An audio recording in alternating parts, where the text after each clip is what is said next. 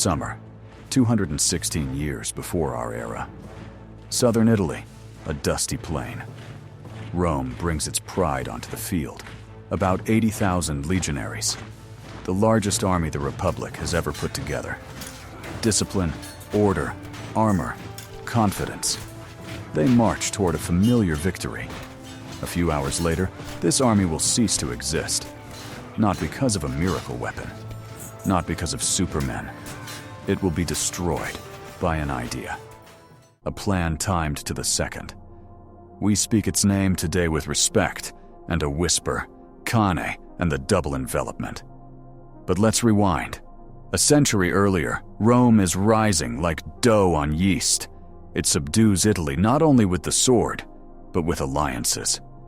The legions are a machine. Maniples, centuries, cohorts. Everyone knows their place. Across the sea, Carthage, a trading superpower, colonies in Iberia, silver, a fleet. The long, tense friendship ends with the First Punic War. 23 years. Rome, a land power, builds a navy from scratch and wins. Carthage is humiliated and angry. One family does not forget, the Barcids. The head is Hamilcar. He curses Rome and makes the same oath with a boy at an altar. The boy's name is Hannibal. Iberia becomes a new forge for the army. When Hamilcar dies, command passes to his son-in-law, then to Hannibal himself. Young, but dangerously smart. The Second Punic War begins when Hannibal takes Saguntum, Rome's ally. Rome declares war. Everyone expects fighting in Spain, and maybe in Africa. Hannibal makes a move normal people call madness. He goes to Italy by land, through Gaul and the Alps. With him, roughly 50,000 infantry, Numidian cavalry, and 37 elephants. The crossing is hell. Mountain tribes attack, snow, avalanches. Half the force melts away. But he descends into the Po Valley. He is in Italy. He has done the impossible. The Trebia ambush and ice. The Roman army is smashed. A year later, Lake Trasimene. Fog, a narrow pass, attack from all sides. Consul Flaminius is killed. Tens of thousands lie by the water. Rome panics and appoints a dictator, Quintus Fabius Maximus. Fabius's strategy is no heroics. Keep close, hit supply, burn granaries, wear them down. The soldiers approve, the politicians do not. Rome wants a glorious win, not a cat-and-mouse game. Fabius's term ends, and two consuls arrive, the pushy Varro and the cautious Paulus. They are given an unprecedented 8 legions plus allies, in total about 86,000. The logic is simple. If we can't outsmart him, we'll crush him with numbers. Hannibal is near the town of Cannae. He has been waiting for exactly this. Pressure, pride, a huge army. The ground is open, perfect for cavalry. And cavalry is his trump card. At dawn, the Romans form up. Heavy infantry in the center, allies on the wings. Varro narrows the front and deepens the center more than usual. He wants to punch through. Hannibal's layout looks odd. Gauls and Iberians in the center, a convex bow forward. On the flanks, set slightly back. Africans steel, veterans in captured Roman armor. On the left, Hasdrubal's heavy cavalry. On the right, the light, nimble Numidians. The scheme looks weak. The center seems to beg for a strike. That is the bait. Shield walls crash. The roar is like thunder. The Roman center presses hard. The Gauls and Iberians fall back, but exactly as Hannibal wants. The convex bow becomes concave. The Romans, sure they're breaking the enemy, push themselves deeper into the sack. On the left, Hasdrubal sweeps away the Roman horse. He does not chase. He swings behind and smashes into the allied cavalry from the other side. That wing collapses too. Now the field belongs to Carthage's horse.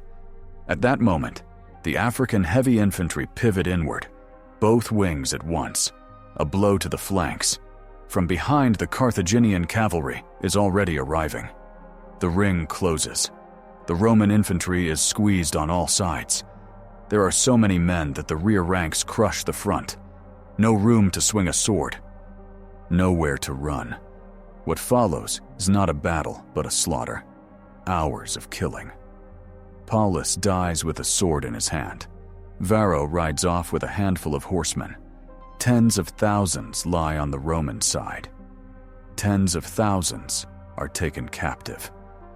Hannibal's losses are a few thousand, mostly the center that absorbed the first shock. And none of this is magic. It is geometry and psychology polished to perfection. The double envelopment. The moment when someone else's strength becomes your weapon. In Rome, hysteria. Women are forbidden public mourning. Too many dead. The Senate expects the city to be stormed.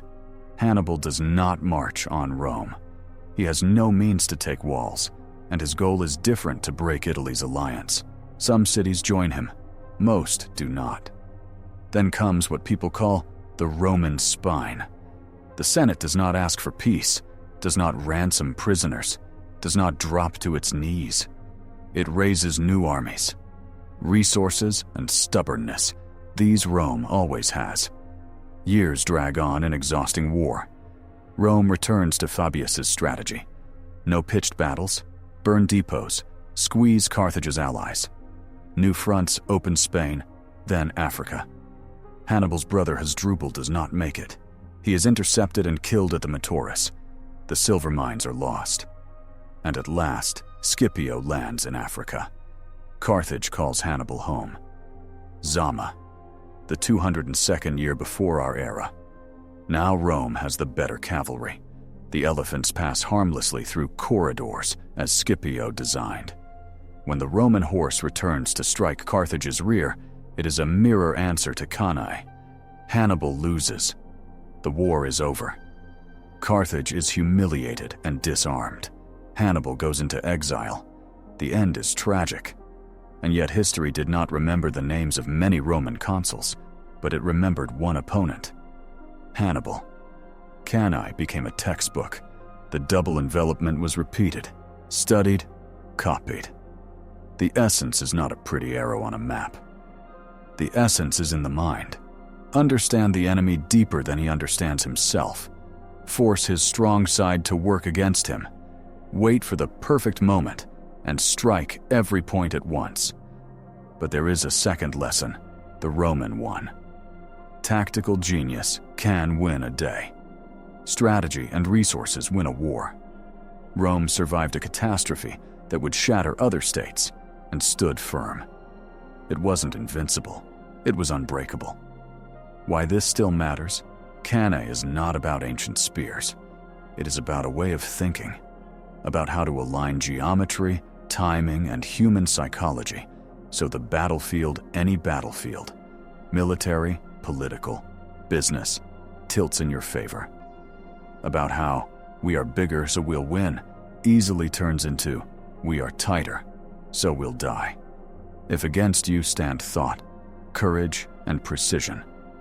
And yes, there is a sense of fate here.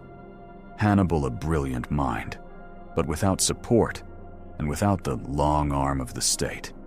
Rome with flaws, but with a reserve of strength and roles, it was destined to play in history. The bottom line is simple and hard. On the day of Cannae, thinking won. In the war, the system won. Remember this the next time you face a task where quantity crushes quality. Sometimes it's enough to bend the line, hold the pause, and someone's strength will close the ring around him on its own.